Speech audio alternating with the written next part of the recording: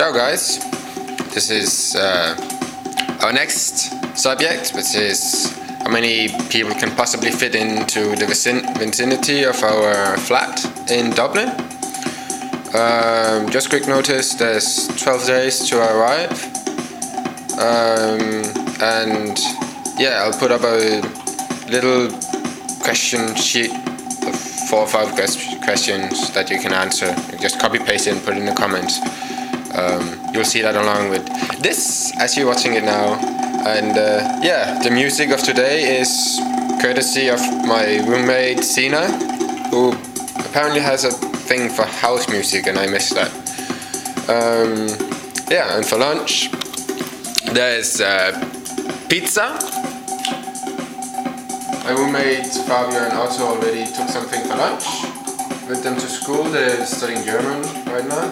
There's also quiche or calzone, freshly made. You might see the steam. But now back to the subject. How many people we can fit into the vicinity of the frame? From the last video I showed you that we had a dorm. We couldn't go in there because Fabio was sleeping in there last time. I'm gonna close the door so you get the right feeling of it. I'm gonna give you some light. You probably remember this door. I was telling you about the dorm last time. Now we go in there to have a look.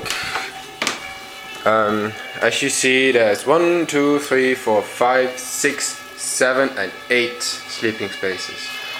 Sometimes we could fit up to 11 or 12 people in here, so there will actually be more beds than there is now.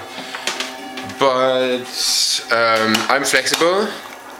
The last weeks I slept in a room alone, since there was plenty of space here. We're only 4 people at the moment. There's Tao and Clayton, 2 of our other roommates, are coming back this Friday, and we might have some guests, couch surfer guests, on this Friday as well. But as I told, the place is shutting down, and yeah, we just